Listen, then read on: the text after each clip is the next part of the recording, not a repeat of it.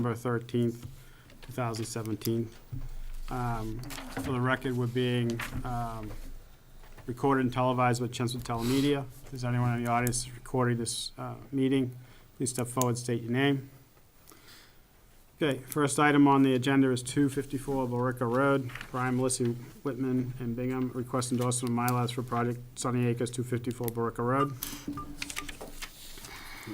Here you go, sir. I have a letter from the Department of Public Works.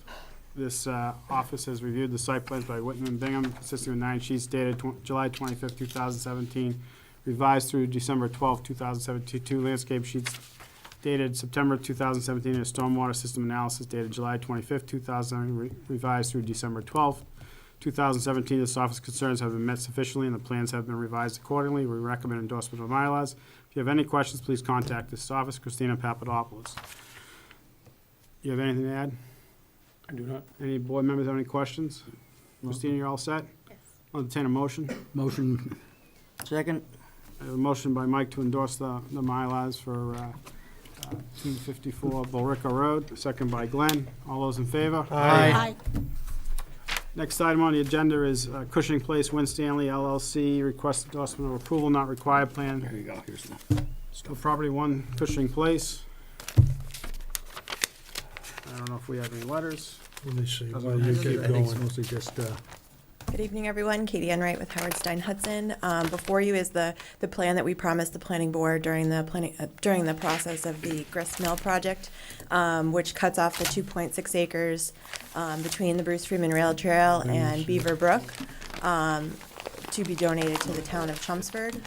We're looking for it to go, or the town's looking for it to go before town meeting, I believe, in the spring. So we're here to cut off the non-building lot to the rear. It's the 113,425 square feet plus or minus? It's 2.60 acres. Okay. That's the same. Yep. Anybody, any questions? Motion to approve. move to approve. Second. Mike Does this made one it. have no, Yeah, no decision as to zoning? No, determination. No determination determination of zoning. Thank you. Yep, it's on there. Is it on Motion there? by Mike. Yes, you Yep. said it's on there. Motion by Mike. Do I have a second? Second. Second by Henry. All those in favor? Aye. Aye. Thank you very much. Let me see the old plans, please. There you go. Okay. Next one is 91 to 93 Borica Road.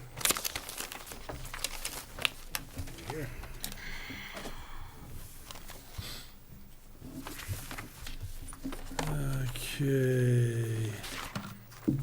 Now, we only got 3, so, We can share. yeah, here, let's go that way, and a couple go that way. There's no letters, George. Pat? Mr. Harvey can't be here tonight, but I'm Pat Flaherty, the surveyor that did this. This property is across from the center school on Billrica Road, and it was one lot, and Mr. Harvey wants to separate it into 2. It has sufficient frontage on both roads. Okay.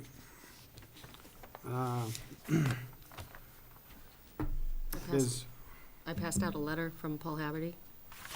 I'm getting there. Yeah. Sorry. So, there's been some letters going back and forth, and unfortunately, we're unable to print some of the letters. Basically, there's some question about when you create one lot, which gives the, lot B, it gives the appearance of being a buildable lot under the zoning that's here, and leaving the front lot undersized. There's a question about the lots being in non-conformance. But we're not making a determination to zoning. The town council has recommended that a notation be put on, and one of the notations would be a planning board endorsement under subdivision control law should not be construed as either an endorsement or approval of zoning lot area requirements. Um, Does anyone have any thoughts on that? I think if you put on there, it's not a building lot like it was worded, we're making a determination to zoning. Right, but We'd be better off saying with no determination to zoning and let them fight it out with the building inspector or the Board of Appeals. It's not our forum to fight that. It's up to us. He got frontage, he got access. It's the only two things the A&R handbook calls for that approval. So I don't understand this in that it looks to me like they're splitting it up such that the house is now on a conforming lot and was not on a conforming lot in the past. no. The house would be on a lot, this is RC zone, so lot size is 20,000 square feet. The house now is gonna be on 9,126 square feet, and the rear lot's over 20,000. So that puts the house on a non-conforming lot, Right. on a quarter of an acre lot, less than a quarter acre lot, and it was previously on a conforming lot. Right. I don't see how we can do that. So, the question is, again, we're not making a determination of zoning. One of the statements that we can put on there and is the planning board endorsement, just listen. Yeah. The planning board endorsement under subdivision control law should not be construed as either an endorsement or an approval of zoning lot area requirements. That makes it pretty explicit. Yep, Yeah. Is that, You go with I that. think that are we, works. are we okay with I'm, that? I'm good with that. All right. I'm not getting it. You want a motion? Hold on. Not We yet. got one member that's not Doesn't get getting it. Oh, Nan, I didn't hear. So, I guess town council's here, if you wanna, a little clarity there. Hey, Thank you, Mr. Chairman. For the record, Paul Haverty, Blattman, Bobrowski, and Haverty Town Council. I think the issue, that we're struggling with a little bit here is sort of which lot is the non-conforming lot, is that correct? And the way the case law works, if you have an existing lot that is conforming with an existing structure and you try to split that lot off to create a new lot that would otherwise be conforming, leaving the original lot with the structure as a non-conforming lot, the new lot is what's known as being servient to the old lot to make it comply with zoning. So therefore, it creates a zoning issue with regard to the other lot. The board's purview when looking at an A&R plan is to determine whether or not it has requisite frontage. Lot area is not something the board is being asked to look at. But on the other hand, you don't want to be endorsing a plan that causes confusion for someone that's unfamiliar with both the law and with the process that it's been undergone previously. So that's why you would include the endorsement that simply notes that this planning board is not making any determinations as to whether or not these lots comply with lot area, and just leave it at that. Exactly. So, So, let me finish. So, in one of the letters going back and forth, just so this board understands that, is, I'm trying to say it in the right language without have to read the whole letter in the record. We kind of did this once before, and then we found out that, it was challenged, our decision was challenged. And it can be challenged here, and the applicant has made a reference to that he feels that he'd be harmed financially and that he would come at the board members. I'm trying to say it nicely. yeah. I'm trying not to offend anybody. Understood. Show us So- what to say. It would So, react. so I think this is an easy way to say, look, if we endorse the A&R, because he's got access and frontage and he's on public ways, we're not endorsing that, we're not making any approval or determination of lot area. It's simple as that. And then after that, if he's got to go to ZBA, he's got to go to the ZBA. At that time, they'll address it. And there is actually an A&R handbook that sort of outlines the process, and this is discussed in there. And what I had suggested in my original letter, that the lot be identified as not a buildable lot, is something that is typically done, and it's done with the consent of the applicant. But the handbook indicates that where you cannot get the consent of the applicant to make that notation on the plan, then the course that the board should follow is to add one of 3 alternative notations that they suggest. And one of them is that one stating that the board makes no determination with regard to lot area. So, so that's one of them, and, you know, so it's, that would be in addition to what's already on here, which is, there's no determination to conformance with zoning regulations. So that's just an extra line. So before you make a motion, Pat, do you feel your client's gonna be okay with that, or do you have any input, do you have any idea, or?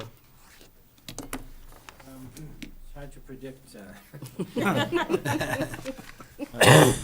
It was always my understanding, but I'm not an attorney, it was always my understanding that you can't add caveats to an A&R plan. You sign it or you don't. So, Well, we're but making- town council trumps me on this, so. Yeah, we're just making no determination to, Yeah. or, we're not endorsing or approving at Yeah. the zoning lot area. That's all it's saying. Yeah, so I don't know what he's gonna say. Okay, well, Um, if he has a problem, he can come back to our next meeting, and then we can discuss it further, but. All right. So I'll entertain a motion that we approve the A&R with the addition of the language, planning board endorsement under subdivision control law should not be construed as either endorsement or an approval of the zoning lot area, in addition to what's already noted on the plan, that basically says, let me get it here. Approval under subdivision. That we're, control law, that, not we're required. making not determination of conformance with the zoning regulations. Can I ask a question before we proceed? Sure. I'm a little bit baffled in this situation because as I read it, and this isn't my area, obviously, what's happening here is a conforming lot has been split off. Now, if a non-conforming lot were being split off, then then the ZBA or the appropriate authority could say, well, you can't build on that lot, it's non-conforming. In this case, that lot is conforming. The thing that's conforming is what's left behind, and I don't think anybody can make them rip the house down. So what is the control mechanism? Well, Yeah. Yeah. Again, Mr. Chairman, what is left is you have a lot that appears on first glance to be a buildable lot without a structure on it. However, the building inspector certainly has the right to make the determination that that lot is not buildable because it is servient to the other lot Okay, to so it's provide just- yeah. the necessary lot area to make that other lot conforming. so Okay, at that so- point, he would That's have to the go before Chico the v. ZBA. Berwick case. Okay, so it's the servient relationship, which is, Correct. which is And the the core and of the the concern defense is that that's not clear on the face of the, Okay, got it. the A&R plan, which is why you're gonna add that notation. perfect. So at that point, the person would have to go before the ZBA. And I'll move. I'm gonna, Well, then, hold in the on. first instance, they would go before the building inspector. Right, and he would make that seek to determination. obtain a building permit, and then Okay. they move from there. All right, so I'm gonna go ahead. Okay, the question becomes, we talk about making the notation on the plan. Mhm. Who's gonna make it? Is Pat willing to, Mr. Flaherty willing to write that in? Or are we gonna write it in by hand when you or I endorse the plan? I would ask them to add that to the plan, and then we would sign it. It would be Okay, printed on the plan. And if he does that tomorrow, and I get a phone call, I can swing down here and sign it. Okay? Yep. So, all right, Move? hold on. No, I'm good. I get it. Yeah, I One still more have a question. I'm good. So what you're saying is that the existing house, the existing house is still conforming because the new lot B is subservient to the lot that the existing house is on. Correct. What gets a little confusing is now you're really dealing with two separate issues. One is really a title issue as to what is the existing lot, and the lot that's being created, Lot B, is a 20,000 whatever square foot lot. For title purposes, that's what it is, but for zoning purposes, it's really not. For zoning purposes, it owes however many square feet are necessary to make Lot A continue to be conforming.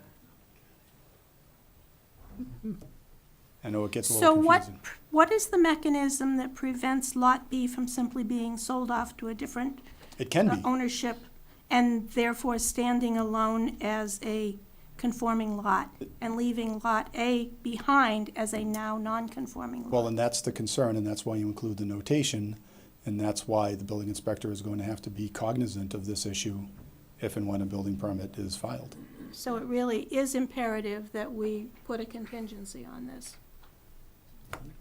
So, do I have a Okay, motion? Chip, I have a I'll take the motion with the motion. addition. With the addition as read. Okay, so I have a motion by Glenn. Do I have a second? Second. Second by Mike. Those in favor? Aye. Opposed? Unanimous. Thank you. Okay. Okay, next one is 160 Mill Road, request for endorsement. Russell Mill Swim and Tennis, request for approval of not required plan for the property located at 160 Mill Road. That's it. Yep. Want to state your name and address for the record? Jonathan Bolin with Stampsy and McNary. Be prepared to. Yeah, go ahead, shoot it down.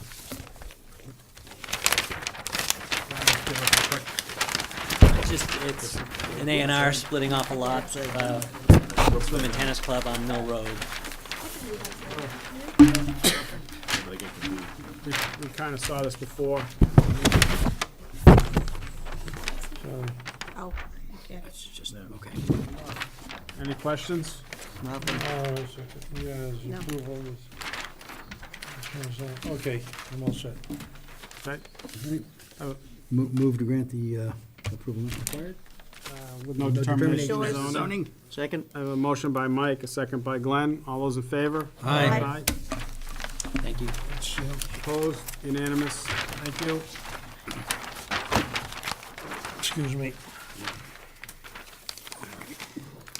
Next item is 40 Swain Road. Nope. Oh, sorry, 94 Proctor, sorry. Do we have it? Skipped right over you. Keep checking them off, I was going pretty quick. Yeah, I've got a production line going. You were getting thirsty. Oh, no, you need to pass one over.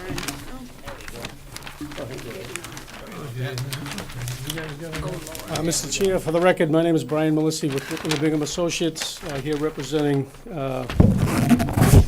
94 Proctor Road. This plan may look familiar. We were here a couple of months ago and had you endorse an A&R plan. This, of course, is registered land, and the process after this board signs that plan is we make a submission to the land court. The land court has since asked for a couple of revisions to the plan. It still looks very similar to the one that you had. There's a couple of very minor revisions, and they've asked us to come back and have the Mylar re-signed, re-endorsed by the board, and then continue the process through the land court. What were the revisions? So what they asked us to do is hold a couple of stone walls as monuments rather than the property lines on the previous plans. I believe we're up to letter H in the succession of these plans. When we put the plan together, we held the property lines, not so much the monuments that were there. They asked us to hold the stone wall to the right of the page. I believe it's to the east of the page. And what happens is the rear lot actually gets a little bit bigger. When we first did the plan, we tried to be conservative. We held the property lines from the previous plans, and the lots were just a little bit smaller. And I'm talking probably 10 to 12 square feet.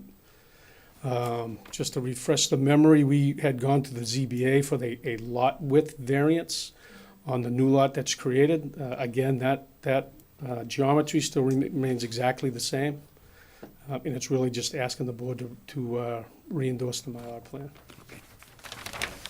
Any questions? A motion?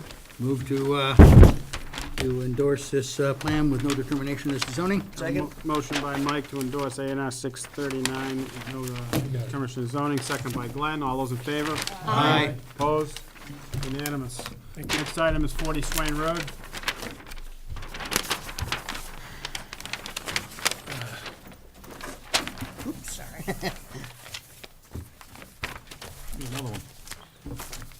I'll just add them to the piles. I'm going to read the legal notice into the record. The Chelmsford Planning Board conducted a public hearing Wednesday, December 13th, 2017, 7 PM, the Chelmsford Town Offices, Billerica Road, room 204, to consider the application submitted by BWC Stony Brook LLC for property located at 40 Swain Road, map 11, block 4, lot 5. The property is located in the Adult Entertainment CX District. Project proposes a commercial-scale solar photovoltaic facility on the closed town-owned landfill and associated site improvements. Applicant requests approval per section 195.68.3 and any other relief that may be deemed necessary. Copies of the proposals are available at Community Development in room LL01, Town Offices, 50 Billerica Road, Chelmsford, Massachusetts. May be viewed Monday through Friday between 9 a.m. and 4 p.m. All interested parties are invited to comment in writing or may present any relevant information for consideration of the public hearing on Wednesday, December 13, 2017, per order George Zaharolas, Chair, Chelmsford Planning Board. There's some additional letters. You want to get started there, and I'll get started there. Okay, what do we got here? We've got the, no concerns from the police department. They've got a little letter.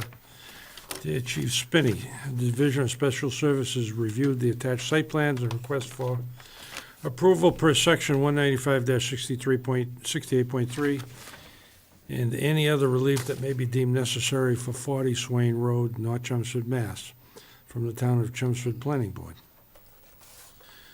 Upon careful review of the plans, I do not see any increased traffic or safety issues that would occur as a result of these plans. Based on a review of the plan, the Division of Special Services does not have an issue with the project moving forward. If you have any questions, please let me know. Signed, Lieutenant Colin Spence. Okay, so I got Board of Health twice on 11/20 and 11/22, no concerns. Water Department, which would be North Chelmsford Water, Bruce Harper, no concerns. Building Department, Mark Duppel, no concerns. Okay, this is from the town engineer to the planning board. Dear members, the office has reviewed the site plans for Kennedy/Jenks Consultants consisting of 8 sheets dated November 2017 and a project narrative dated November 9, 2017. As a result of this review, this office has the following comments. 1, any revision shall be submitted and approved by this office. 2, a site as-bid shall be approved upon completion of the site work. Excuse me. A site as-built shall be provided upon completion of the work on site. The as-built shall be from a ground survey and submitted in AutoCAD in paper form. 3, the applicant must coordinate the staging areas and delivery schedule with the Chelmsford Department of Public Works to ensure that the DTW has unobstructed access to the town yards 24 hours a day, 7 days a week. 4, the applicant must not obstruct the access to the town's conservation lands in any way or at any time. Signed, Christina Papadopoulos. Next letter is from Chelmsford Fire Prevention. In regards to proposed solar field 40 Swain Road, this office finds the following. Access for firefighting apparatus, emergency vehicles shown on plan is adequate. All fire lanes shall be marked with approved pavement markings and/or approved signage. Fire apparatus access shall be designed by a registered engineer to withstand the weight of fire apparatus. Snow storage shall not obstruct or impede fire access roads or turnaround. The applicant shall develop a plan to maintain landscaping around the arrays so that the landscaping and brush does not pose a hazard in the event of a brush fire. Upon completion of construction, the developer shall maintain a Knox lock or a Knox box access system to facilitate emergency access to the site by the fire department. Also, upon completion, the developer shall provide training to the members of the Chelmsford Fire Department in regards to facility operations and emergency response. Please coordinate with the Fire Prevention Office for scheduling. The applicant must submit an application to the Town of Chelmsford E911 Committee for an address through its coordinator, Town Clerk Trish Doris. This office would approve this plan with these conditions, and I ask the board to make this letter a part of their approval process. Captain Daniel J. Kutufis, Chelmsford Fire Department. Please state your name and address for the record. Giovanna Olson, 45 Kidder Ave in Somerville, Mass. I'm an associate at Blue Wave Solar. I just wanted to give a little bit of background as to how we got in front of you today. We won this project in an RFP with the town of Chelmsford, And we've developed about 100 megawatts of solar in the state. We're Blue Wave Solar is based in Boston. We have a couple offices in the Bahamas and South Africa. And we have two other arms of our business. One is a home solar loan, and the other is community solar, so that residents around our solar projects can benefit from the power that that's generated from it. So we recently developed a project very, very similar to this with Kennedy Jenks and Max's team in Dover, Mass. So we're really confident that we're going to be able to do this project successfully. And previous to this, we had a pre-permitting meeting with a bunch of boards in town to review the plans so that we could get them up to date for your viewing. And we also had a community meeting with abutters to the landfill so that they could express any concerns that they might have. And we tried to incorporate anything that we could into our plans as well that you're seeing in front of you today. So I'll pass it over to Max if he wants to walk through the actual plans themselves. Great. Thanks, Giovanna. Thank you, Mr. Chairman, the board. As Giovanna mentioned, this was a project that the town identified a while back and put this land out to an RFP, and Blue Wave bid on the RFP and was awarded the project. Just state your name. Oh, yeah, I'm sorry. Max Lamson. I'm with 15 Weldon Lane in Stowe, Mass. And I'm with a company called Kennedy Jenks, based in Tewksbury. This is we think this is a great project for the town. These are typically projects that we worked on several of these with Blue Wave, including one that was built last year in Dover.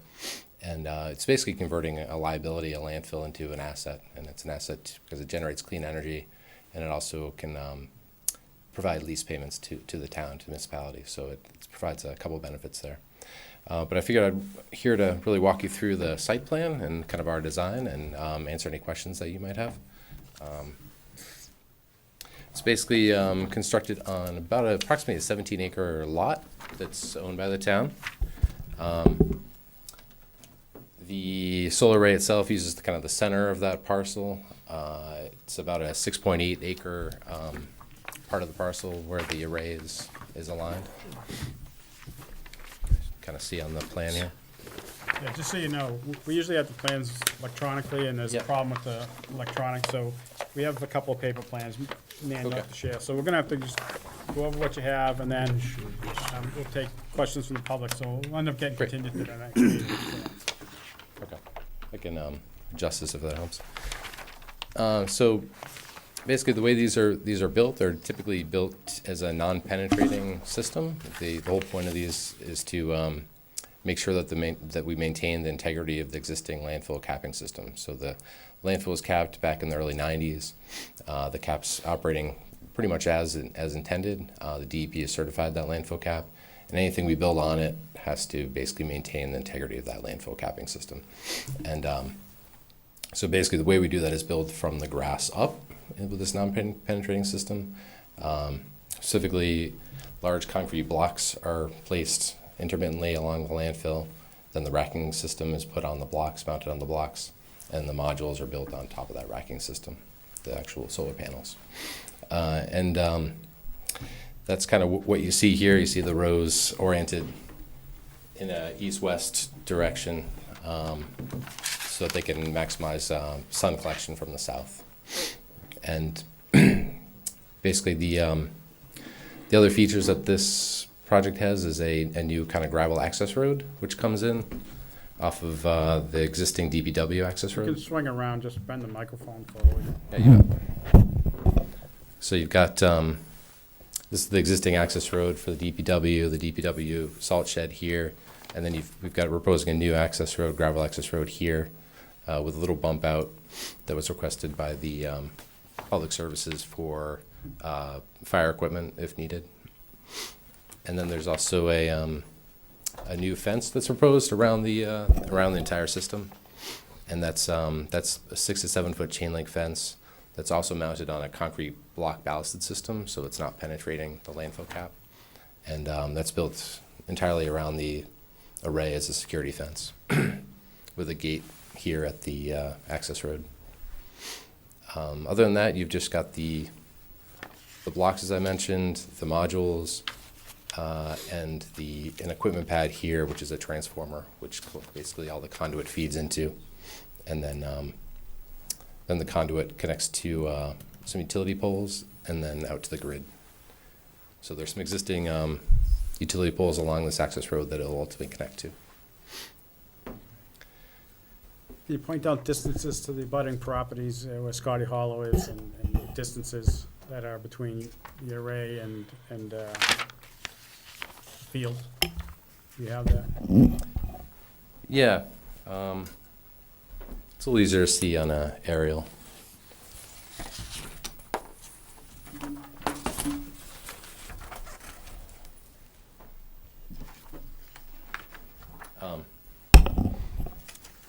So this is the landfill property. Again, we're kind of using just this center part of the parcel. The flattest area is the best for the solar array. Then you've got Keschel Road here with residents along Keschel, and you've got Scotty Hollow down here. And basically, we're well over like 100 feet from the system itself, is well over like 100 feet from any residential butter, so it does meet your solar bylaws. Okay. We're also proposing to maintain as much vegetation as we can along the perimeter as a visual screen to abutters, residential abutters. Okay.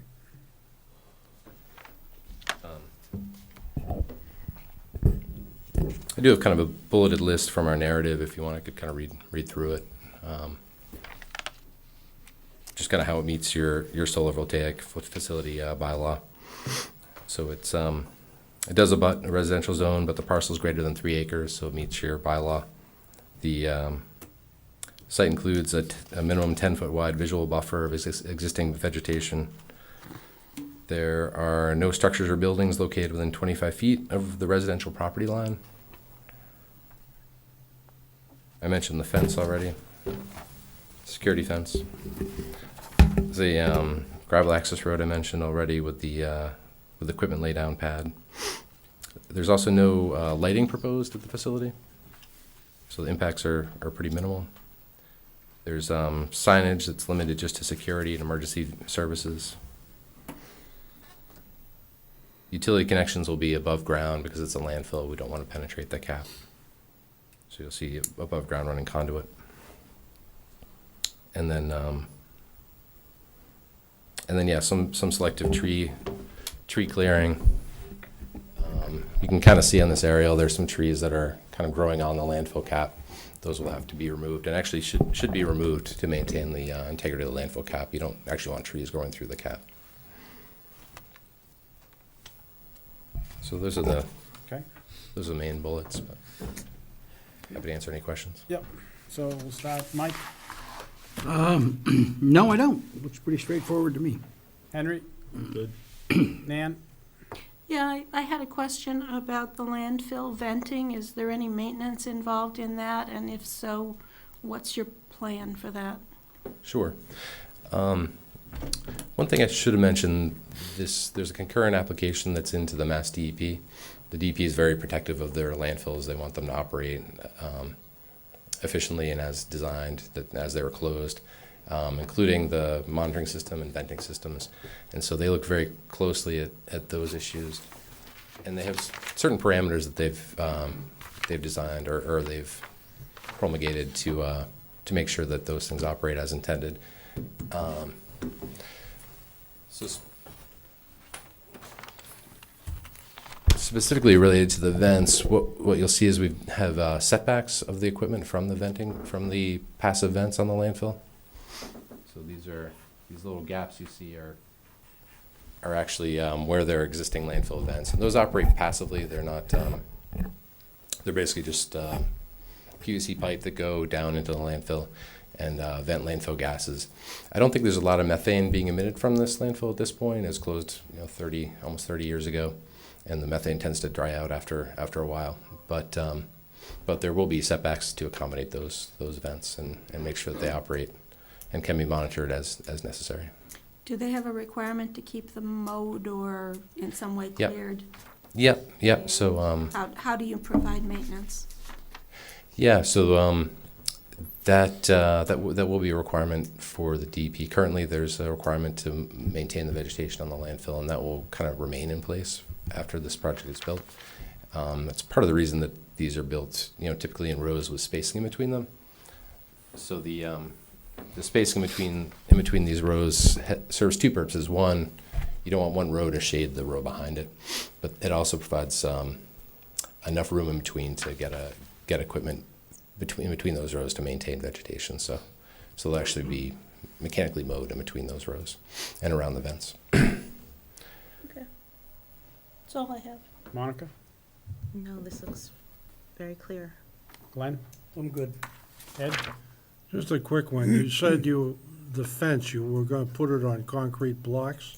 Mhm. Are we talking like a construction fence, concrete block, or are we talking something more substantial? Something more substantial. So I think there's a detail for it. I think we have an Is there approximate, a detail something I was looking for? It. yeah. I found the footings for the things. Yeah, there it is.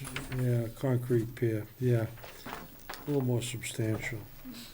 The point is, sometimes a hurricane blows those things over. Yeah, absolutely. Yeah, we've got a 4-foot diameter concrete block. That is Okay, so that's 8 inches thick. So that's it's, more substantial than a construction fence. yeah, I think it's a few hundred pounds. It's Yeah. a pretty big disc. Okay, that was my concern. I don't want the kids getting in there. It's a good point. And the other thing, could you just also amend your plans to show where you're gonna put the Knox box, Sure. lock box, how you're gonna mount that? Yep. Okay, Yeah, probably be near add a that. detail. Sure. Yeah, probably be near that front gate. I would think that'd be what you guys. Be on the want. gate, where the fire department tells you to put it. Yeah. Tim? No questions. Is there any building or accessory buildings that go along with the solar array? And is there noise emitted from the solar array or anything like that? I mean, it's,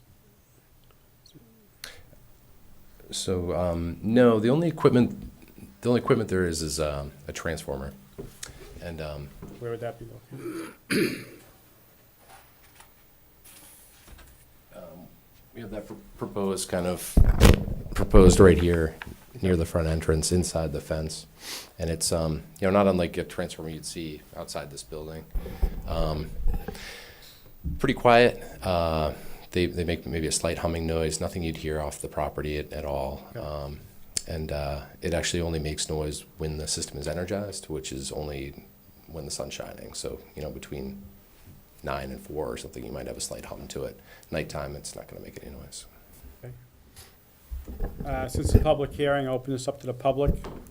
Like to speak from the public? Would you state your name and address for the record? Dave McLaughlin, 51 Brentwood Road, Chairman of the Chelmsford Conservation Commission.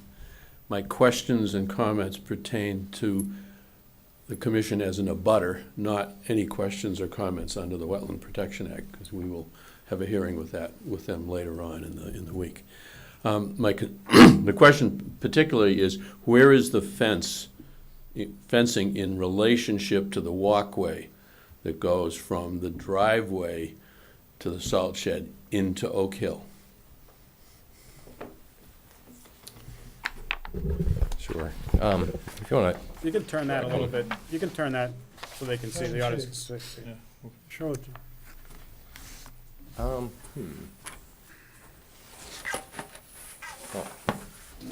I'll show you first on the site plan, and then we can look at the aerial. But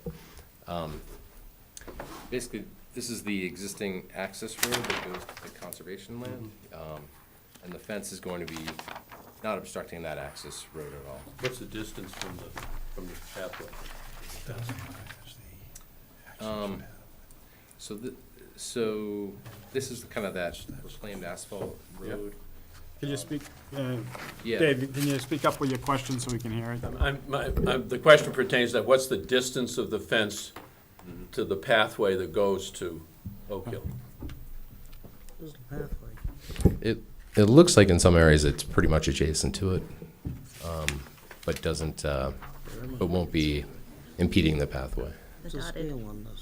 My concern will be kids on the pathway that decide to climb up the fence. Okay. So as far away as you can get it from the pathway, I think would be a safe thing.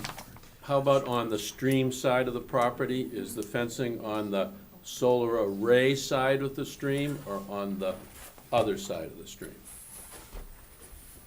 It's on the solar array side. And my last question would be, the access to your site is right at the end of the driveway where the salt shed is, so where our path begins? How much activity is there in and out of the solar site at that point? So, yeah, Blue Wave might be able to speak to this, but during the construction period, sorry, I have my back to people. During the construction period, which is maybe a 10-week period, I think is about what Dover took us. There's some access of construction vehicles and whatnot coming in, delivering modules, that sort of thing. What we did in Dover, and I think what we propose to do here, is coordinate very closely with DPW, make sure we're not going to be in their way and do anything during deliveries. So we can even bring on site most of the equipment that we need in the morning, and then But here again, how work with close that is equipment. it to the walkway? Is it right at the it sounded as if it may be Yep. right at the beginning of the walkway, at the end of the driveway? Yeah, it's pretty close. It's pretty close. It's across from the salt Here shed is again, kind of where we You guys have start. to be aware there will be citizens walking in and out Right. during Right. the day, and you don't want, Mm-hmm. also in the future, you may You have. should be directing your questions to the chair instead of to the it's okay. person. So, You want me, are you gonna answer the question? I think I understand your point. The point is that the applicant needs to be concerned about residents using the path during construction time, and then subsequent to construction time. I think one of the questions, how often is someone gonna be visiting the site after the construction is completed? Right. So, Yeah, so that's a great point. During construction, we could definitely mitigate that and offset this fence and make sure there's enough room for safe passage of residents to the conservation land. I think that really is that 10-week period is really going to be the part the key part to manage. After that, it's really a passively operating system. There'll be some routine maintenance in the form of like a pickup truck going to take a look at the system and doing some mowing, but there's really not a lot of heavy equipment activity after the construction period. I think the question from the public too, I think he's made a very good point in the sense that in the 10 weeks, you're gonna have trucks bringing in equipment, solar panels. How do you stage that? Where do you stage that? How do you because you can't drive a tractor trailer truck, I assume, on top of the cap. So do you have a staging area? Are you gonna coordinate with DPW on their part of the land, or how's that gonna work? Have you put any thought into that, or? Yeah, so the access road will actually provide a little bit of support for staging.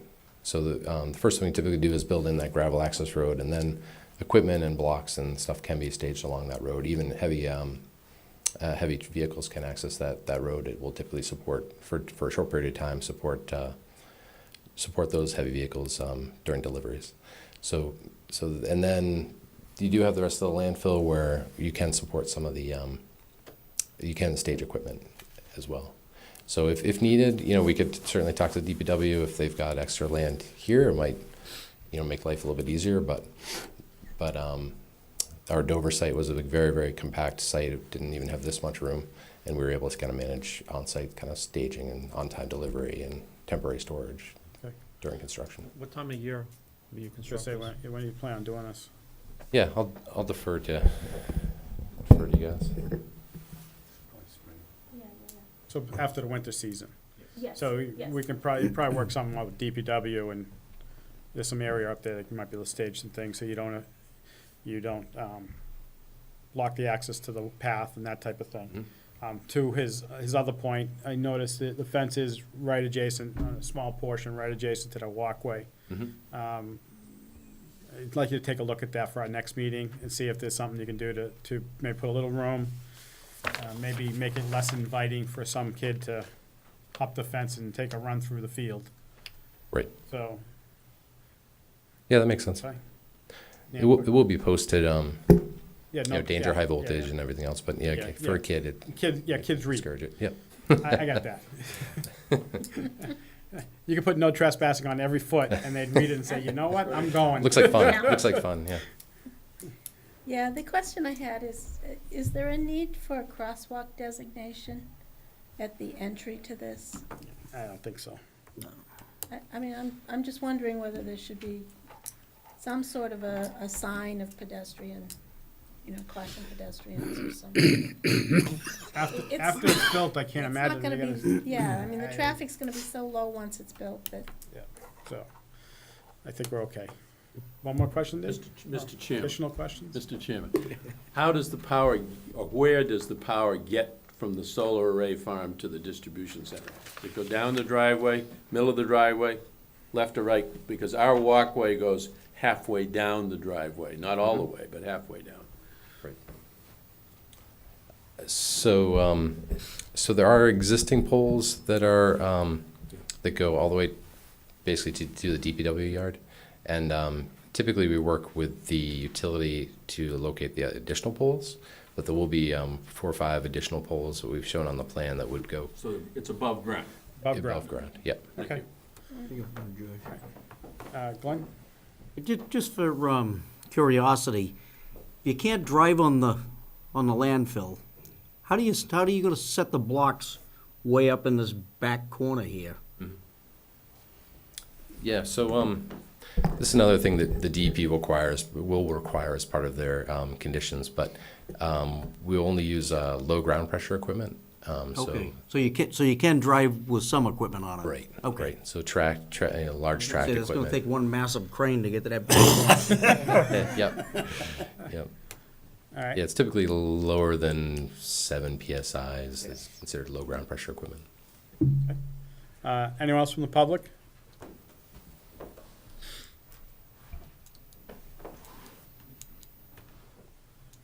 Hi, Pam Armstrong, C6 Scotty Hollow Drive, and also on the Board of Trustees of Scotty Hollow. So obviously, my questions have a lot to do with the abutters at Scotty Hollow. And I'm going to point to some things on your plan, just so people understand. So this portion of the solar field, right at the very bottom corner, on some of your plans, you'll see their fence is right along, it looks like it's right along our tennis court line. Right next to the tennis courts is a natural pond, which David's group will probably look at. That flows into another pond that's next to a swimming pool and across the, under the driveway to another pond. They're all drainage runoffs, as well as the river that I think goes out to Black Brook, it goes out behind the Sportsman Club. In your plans, you show that your drainage basins are actually right up to the, they run right along the fence at the tennis courts. So if the water, if these panels are coming towards Scotty Hollow, and the water's running towards Scotty Hollow, are we gonna have any contamination from the ground coming into those ponds? And we have, you know, we have a lot of wildlife out there.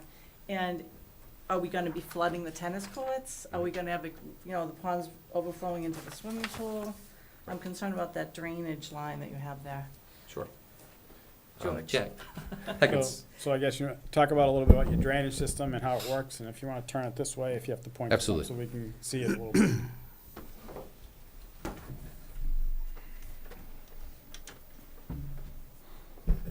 Those are good questions. Again, the aerial might be helpful, but I can start on this plan. So we did hire a wetland scientist to go out and identify the edge of the riverfront, as well as the edge of the wetlands, both along Scotty Hollow Brook and the pond that the resident just mentioned down below here. As you can see, it's the wetland flags are delineated. Then we also have a 100-foot setback. We're showing our 25-foot, 50-foot, and 100-foot setbacks from that pond, and all our proposed equipment is outside that 100-foot buffer from the pond. So we're trying to maintain a setback there. It's also upland, and shouldn't be impacting the wetland buffer area there. Is regarding the drainage. So the drainage actually is not going to change significantly from this project. So that's kind of a nice thing about these types of projects is there's not a lot of impervious surface that we're adding. So the blocks themselves add, I think it's about 2% impervious surface to the landfill cap. Other than that, the drainage is going to pretty much operate the way it's currently operating at the site. So yeah, we did show the drainage basins. Those are both existing drainage basins as well as proposed drainage basins on our plans. And yeah, the existing drainage does go into this pond from a small portion of the site on this side, and then most of it goes towards the river on the other side of the site. So existing drainage basins look very similar to the proposed drainage basins. The increased impervious surface will increase the flow rates only very marginally. We're talking that 2% increased flow rate, where you might have slightly more, you're not going to have more volume, but you're going to have a little faster flow off of the landfill because of the impervious surface. So really you're not going to have more volume of water headed towards Scotty Hollow or the tennis courts as a result of this project, essentially. Christina, you gonna look at that? You looked at that already, or? Yes, I have. And you're okay? Typically, that's the way photovoltaic systems work. Okay. They don't cause a lot of impact. Okay. Thank you. I don't know if sorry. I don't know if the aerial helps at all, but again, we're more than 100 feet away from the pond here, so.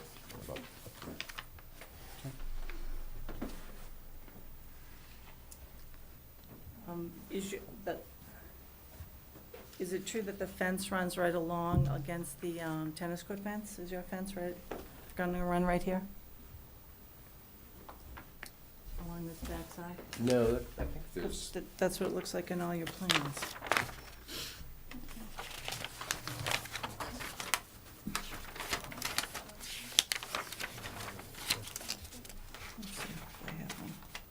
Okay, no, you're back. I know there was a color rendering that I saw that looked like it was. That was the it could be- drainage it could be line that I s- was looking at. Could be seen, so. So one of the other things is there's great screenage, trees all around, except right here, where it is the clubhouse, the tennis courts. This is where our sewer pump house pumps up the sewer lines. So is there any way that we can ask to have some screening put in along the fence that's the only open area for the whole project? Yep. And it would be nice if we could get some screening put in along the fence line.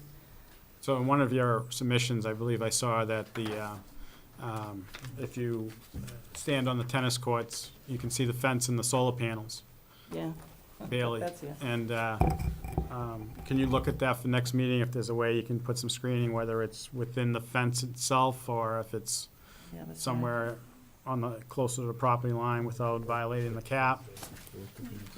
So I that have that picture if people want to see it. we have, well, if everyone did their homework, it's in I their, saw it. it's in their email. You So, know, and, yeah, that's the one. You can see that, there's nice screenage everywhere except for right here. And that's what we're looking at. So can you look at that for the next meeting? Just as part of that, does it make more sense to put it on Scotty Hollow property if there's? It should be on on the outside of the fence versus inside of the fence, and I think that's still on town property if they can. Okay, And I if just they throw have- that And if out. they have to bring it back, because that's landfill, we can work with them on Okay. that. Yeah, absolutely. Sometimes it makes more sense for, Yeah, to bring it back. that way Scotty Hollow can maintain it, ensure Yeah. it survives and. Yep, that's fine too. In the time that you'd be working during the day, during the months that you're gonna be there? Do you have hours that you'd be working? We have what's typical, right? Yeah. Say after 7, after 7, before sundown. I think that's what our bylaw in town says, after 7. After 7 AM, okay. All right. And There is something in the RFP that was originally sent to you that said that you were gonna, it actually specifically says that you were gonna meet with Scotty Hollow to go over the plan and talk Why don't we go to about the it. microphone, please, so Oh, everybody sorry. can hear it? In the RFP, it specifically stated that the applicant, whoever was awarded the project, would reach out to Scotty Hollow and meet specifically with them, and we hadn't heard from them yet, so I'm just asking if they're gonna set up that appointment. It's actually written into the RFP. Yeah, yeah. Can I speak to that? No, we're happy to have a meeting. I think our intention with the community meeting was we sent up abutter notifications to everyone that was within a 300-foot radius of the project. So we had meetings with individual abutters, but we're absolutely happy to set up a I think meeting. it was very specific. Yeah, in yeah, the yeah, RFP. understood. Okay. Yeah, we'll reach out to you tomorrow. All right. Yes. I have that right,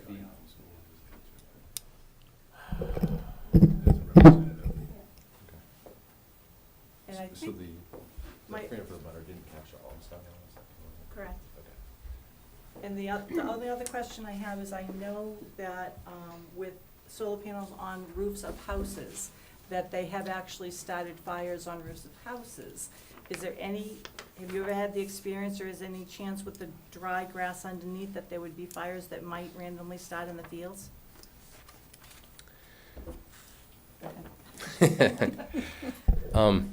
You know, I guess there's always a chance. I have never heard of, I won't say never heard of it, but I haven't heard of any, any landfill fires related to just being started by solar. I guess it's a possibility. Is there water? Do we have water, fire hydrants anywhere near this, that if something like that happened, the fire department could get out there and take care of it? We'll find that out. I'm good for now. It's at Scotty Hollow, is where the fire hydrant is. Okay, anyone else from the public? Anyone else from the public? Anyone else from the public? Any other board members, any questions? So I think you have a little bit of homework, just to do a couple little things, and then we're gonna continue it, I think, for January 4th will be our next, no. 10th. January 10th will be our next meeting. You okay with that? You'll have an opportunity to talk to Pam. Tonight's a good night to catch her, because she's here. And get meeting with Scotty Hall before then. I know it's the holidays and stuff, but I'm sure that they'll be accommodating. So I'll entertain a motion that we continue to January 10th. So moved. I have a motion by Mike, second by Ed. All those in favor? Aye. See you on the 10th. Thank you. Next item is 44 Wesley Street, Robert Laporte, request two-lot definitive subdivision approval.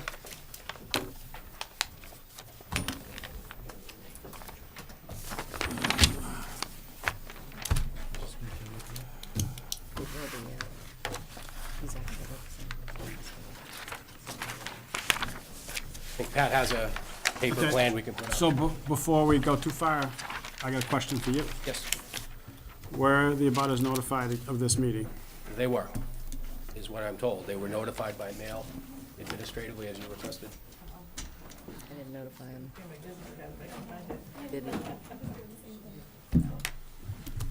Sorry, I must have had a misunderstanding. I'm sorry. Yeah, no, I was supposed to, and I did not do it.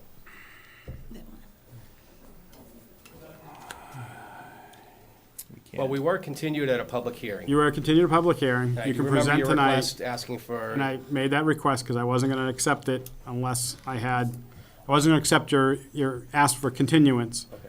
unless the criteria that the abutters were notified again.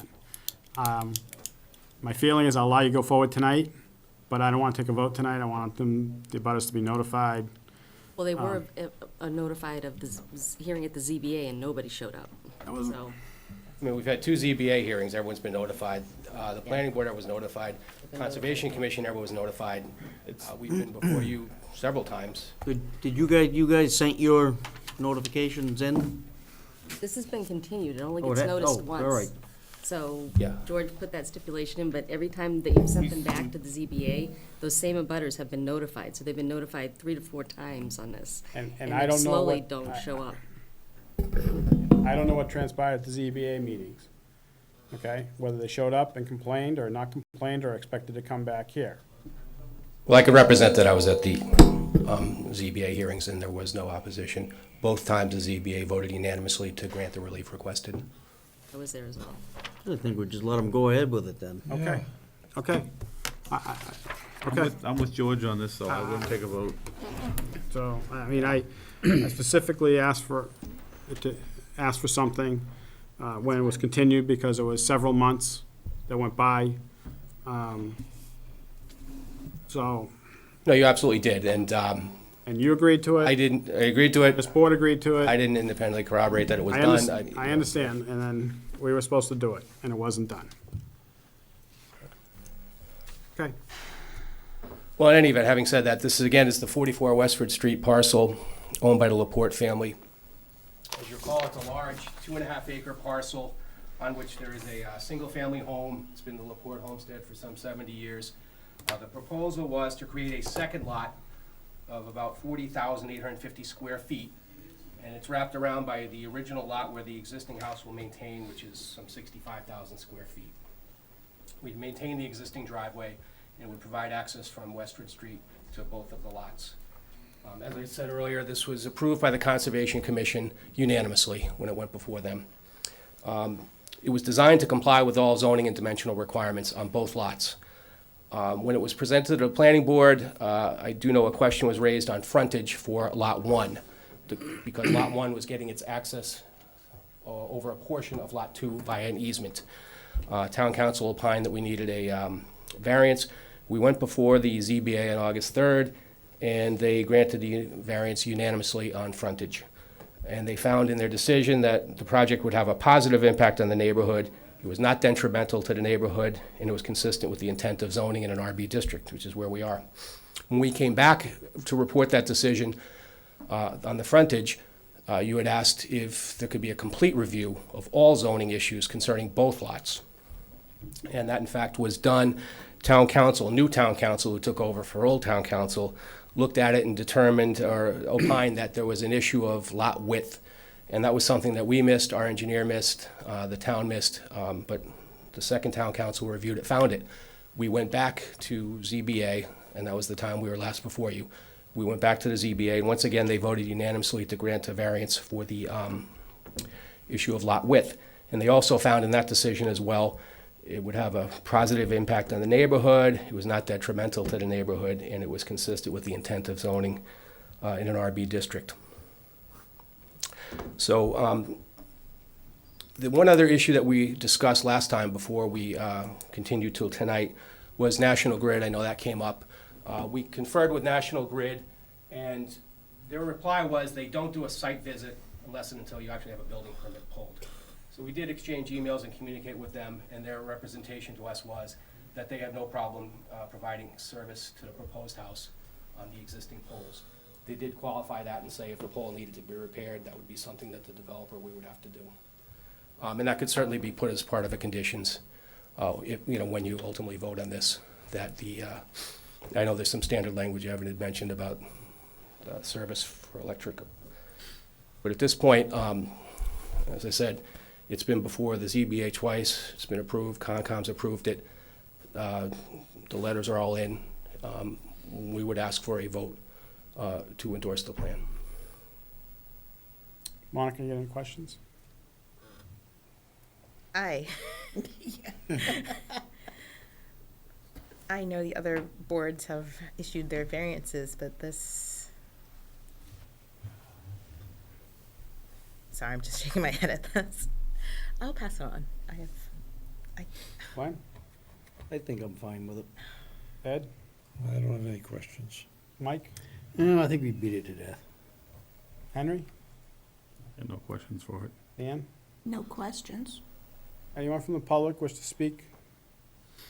Anyone from the public? Anyone from the public?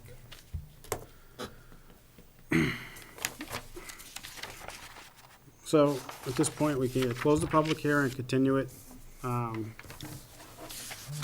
It's up to this will of this board. I don't think we should close it. No. Definitely said that I've been on the other end of that. When something comes through and you're waiting for it and you don't get it. May I make a suggestion? If the board wants, I can draft a decision for the next meeting, and tomorrow we can send out, I think that's a very you know, good idea. a notification that the hearing is continued to the 10th, with a anticipated Vote. review and vote. I'd be fine with that. That works for me. I think there was some particular language I think the board wants to see in this decision, which is. Yeah, I think also part of it is that the easement going across that property and was one of the big things. Yeah, yeah. So, And we did submit a draft access and utility Yeah, easement. so. yeah. Rather than wordsmithing it tonight and that kind of, you know, Okay. it's a short turnaround, 2 weeks. We'll be Well, able to it'll be do the the abutter notification. Okay, That seemed, so the board's will is not to take a vote tonight. We'll continue to the 10th, we'll finish at the 10th, one way or another. Okay?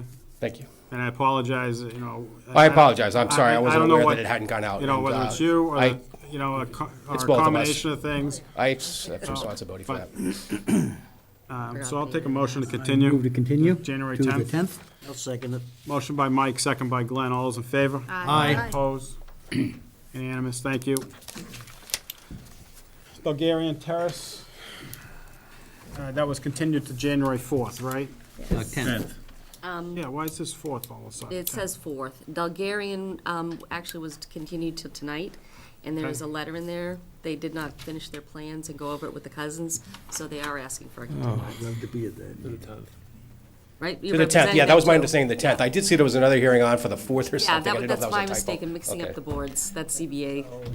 I don't see the line. You're on Delgary. I'm on Bulgarian as well, Greg Galadino, I'm Okay, sorry. it's been a while, I forgot. I have the letter, but Greg's here. Can you just state that you want to continue? Yeah, I can give you a letter if you like. No, I She have says it. she It's has in it. there. It's not in the file here. Yeah, so- on behalf of the Bulgarians, we'd like to continue the hearing to allow us time to review the finalized plan. For personal reasons, there was an issue with our getting the plan done, but we can All right, review it. so I'll with take a your motion family. to continue Bulgarian Terrace to January 10th without testimony. Yep. Motion by Mike, second by Henry. All those in favor? Aye. Thank you. Opposed, unanimous, luck. thank you. 135 Dalton Road. That's continued January 4th. 10th. That one's continued. Okay, Put it all in there Jesus. so I don't forget them. I Okay, might be here on the 4th, Good. We'll have a board meeting that night, too. all right, so then we got meeting minutes of 11:2 and 12:6. I don't have them in front of me, but I reviewed them. There was only one that, I gave you the wrong date twice. I Yeah. gave you the same ones twice, so I sent them out. yeah, no, there was one, I think there was continued, but it wasn't continued to that meeting, and it should have been left off of the minutes. I forget which one it was, but, I'll check that and. so just double check that. Otherwise, I had no problem with the rest of them. Yeah, So- I'm good. So I'll take a motion to approve the 11:2 Move to minutes. approve the meeting minutes of 11/2/2007, 17. Second. Okay, motion by Mike, second by Henry. All those in favor? Aye. Minutes of 12:6. Okay, now, did you have a modification for this? I think it was that one. It's that the not one? really a modification, it was just, it was, she basically copied the agenda, and it was an item that we didn't even discuss, it wasn't even on there, so. Okay, it's well, just- the, so- move to approve the minutes of 12/6 as they will become amended. Okay. Second. All those, motion by Mike, second by Henry, all those in favor? Aye. Okay. Next meeting. Next meeting, January 10th, we got that. We got that. So there's two new business things I want to go over real quick, Okay. real simple. Russell Mill. Town has a right of first refusal. Manager sent me a note asking if the planning board had any reason town should look at it. I don't see a reason, other than get it back on the tax rolls. It doesn't connect to any other conservation land or any other open space land, so I'm just gonna tell them the planning board doesn't have. Yeah, fine with me. Adjacent to residential, and it's Plan for residential. residential. Okay, so that we're good, we don't need a vote. The other thing you have before us is two non-binding referendums that are being presented to the Board of Selectmen on Monday night. They were proposed by Christine Bowman, and she's got 10 signatures, and it has to do with the BAOD and the CIOD. And it's going before the Selectmen, not before us. So I put together a letter, it's before you this evening, that I'd like the planning board to think about submitting to the Board of Selectmen. And if the board approves it, then forward it to the maker of the non-binding referendum. In summary, it's basically to ask the maker of the referendums, non-binding referendums, to take a step back, maybe withdraw or postpone them, and let the planning board do its job and look at BAOD and the CIOD, since we've had our first project before us. And so I'll give you a minute to look it over and tell me what you think. No, I've read it. I've read it. Yeah. I'm happy with it. I haven't. Okay, well, she's reading. Comment I suggest is the third paragraph. I strike most of the third paragraph. At this point in time, I would not anchor ourselves to 8 units per acre. For the simple fact that, as example, up on 110, we approved another 20 unit per acre project, or 18 units per acre. So I wouldn't want to anchor ourselves to 8 units per acre right now. And that's what you're kind of doing by putting it out there right away. That's my comment. So, In addition to that, I would say that the alternative is that a developer go with 40B, and that's certainly well over 8 units per acre Yeah. in terms of what would be the competitive alternative. yeah, I wasn't trying to get too deep into the 40B part of it. One was allowed by special permit. Well, I know, but I just wouldn't go there with 8 units per acre, period. I'll explain the paragraph. Let me explain my thing. First off, we discussed in our, back in August, an instruction sheet, and in there we put it as a preferred amount, but it's only a recommendation at this point. It's not part of the bylaw, but it gives future projects and boards some guidance. So we've already started a process. Second part of this is, it should be noted, the multifamily zoning district, RM, bylaw allows for 8 units per acre, but more is allowed by special permit, which basically is what we review.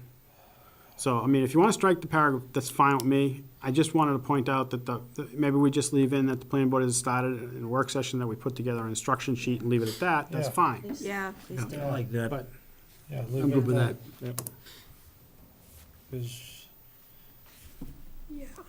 Because this whole special permit business is what's gotten the situation fired up, more or less, I think.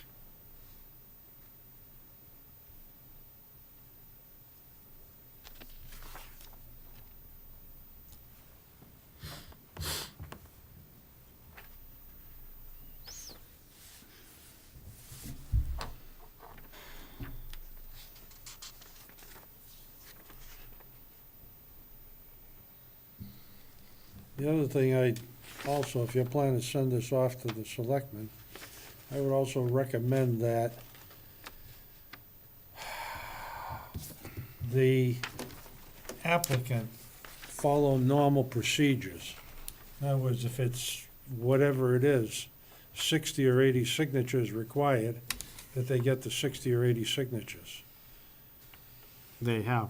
What are you talking about? On the non-binding referendum, they need 10 to get it started, and they got the 10. After that, I don't know what the procedures, whether it's 1,500 after that, or if it's 5% of the 5 registered voters. But 10's all it takes? 10 to get started. Oh, I thought this was something, it took 80 to get it to town meeting, okay. No, this is not town meeting. This is a non-binding ballot ballot. referendum, Ballot referendum. okay? See, now if Okay. she had wanted to do it in a binding way, she would go to town meeting and just vote on a bylaw. So it's kind of a So this is to put it out in front of all of the town of Chelmsford on a normal, on April's April's vote. Ballot, yeah. The Ballot, local Ballot ballot. vote. okay? And my problem is that I think it's gonna create confusion and misinformation. And it's non-binding. But if we start the planning board process to review the first project that we had, to discuss where things should be or where we can head, Yeah. you know, the non-binding referendum, there's two of them. And if I remember reading it correctly, she wants to limit density to 2 to 4 units per acre, or Yeah, six and then to 6 six to to 8. 8 units per acre. There's two choices. So, you know, if it's 2 to 4, why would anyone do it? They just go 40B. If it's 6 to 8, Why would, They'll Why still would go they bother? 40B. they'll Okay. still go 40B, so, because they're so- not gonna make any money on 8. okay. So I was just trying to put this together to, you know, to basically, the third paragraph was to say, look, we realize that there's some things that we need to talk about. I was trying to do it in a nice way, and not attack anybody, but to say, look, the planning board has a job to do, and we have, and invite her to be part of the process. I mean, as, you know, come in here and talk to us, and whether we take her advice or not is, you know, she might not like what we have to say, but, you know, But at least she'll be in the process. she'll be part of the process in the sense that, you know, we know there's a couple of things that we need to tighten up, or, you know, that the connection with the CIOD and the BAOD, we know that there's some things that need to be just clarified. We know that. The question may come up again about the density issues, how does density figure and that type of thing. So, and that's for a work session. I didn't want to cloud that or bring it before us because of the potential for the last project, there's a potential for an appeal. So I didn't want to muddy the waters or Yeah. clear the waters, but this has forced our hand to, Yeah. if we want to be part of this, go to the Board of Selectmen and say, here it is. The board chooses that this is the wrong thing to do, I'll rip it up tonight, and I may personally go for an open session and speak my mind. And make it abundantly clear that it's not part of. If the board votes the letter, would a representative of the planning board personally attend Monday night? One of us will get there. If I have to, yeah, Okay, because otherwise I'd submit it to them and let them read it, right. They won't read it into the record, they just take it. so, okay. I, for one, think this is exactly the right way to proceed.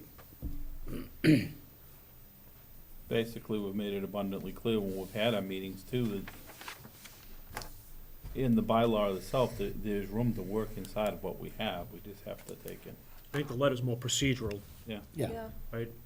You're talking to the Board of Selectmen, giving them an update, telling them that you already identified this as a workshop issue before the petition was submitted, and you intend to do that, and you want to streamline the process and make it more community-friendly. The other thing too is, if we decide there's a change that needs to be made, and we decide in January, Gotta go to town we can meeting. go to town meeting in the spring, and it's done, Right. Yeah.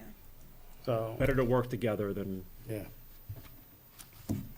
so, that's, so, By all means, let's go ahead and send it. so the question is, how do you want to deal with paragraph 3? You want to leave it in, you want to take it out, you want me to? I think the simplification that was added made some sense. It gives, that's, the actual numbers that get plugged in there aren't really the point at this stage. But all the rest, I like. I just don't wanna get stuck with that 8, cause all of a sudden, HPP said one thing and somehow we're now stuck on that, and so. Yeah, I don't want the number in there. Okay, The that's other- fine. The other thing that I would suggest is that, 1, 2, 3, 4, paragraph 5 be clarified, that the propositions as stated, as currently stated, as submitted, are inconsistent with the zoning of this area. In that they address the area along Turnpike Road as multifamily zone. And this is, by definition and by the zoning map, an industrial zone with industrial development as the underlying permitted application. I thought that's what I tried to do. I just thought it needed some sort of, I thought you talked around the point, George. Be concise, Yeah, I'm just saying not that looking at maybe, it. maybe take another look at your wording on it to make it blatantly obvious I think this is. that it's inconsistent with the industrials, that this is an industrial zone with industrial development permitted by right. Just underline that sentence there, exclusive zone is still allowed, development for industrial products too. Yeah. Yeah, just underline that Yeah. sentence. Just underline it, that's it, you're done. Yeah. Maybe that's it.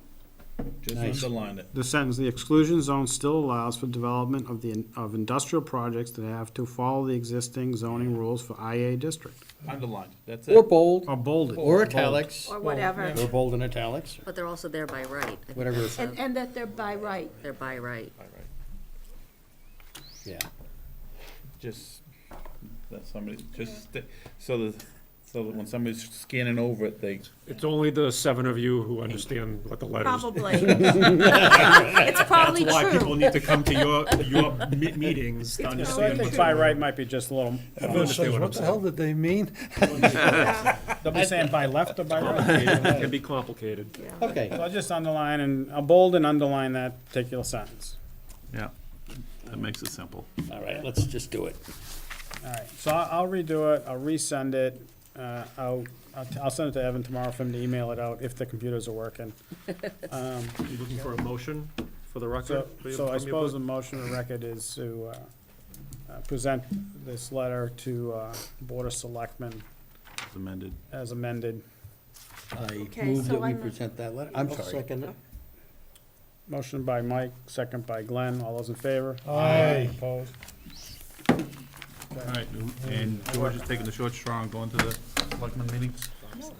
Or one of us, or I'll of us? go. I'm gonna If I go. can't make it, I'll. Yeah, just tag one of us, we'll do it. Somebody can have a As many second. of us as second can one. make it should show up. Well, Yeah. can't have everybody, because then we gotta post as a meeting, Right. so. we gotta be careful of that. is a quorum. We're not making any decisions on anything. Still, Okay, Yeah. I'll get it over to him. Any other topics? I think that's it. Yeah, that is pretty much it. I did do an EDC meeting last night. This was one of the topics. I told them the letter was in the works. Okay. So I'll just, I'll fill Okay, Don in, and that's it. okay. Would you like a motion to Motion do the adjourned. deed? Motion adjourned by Mike. Second.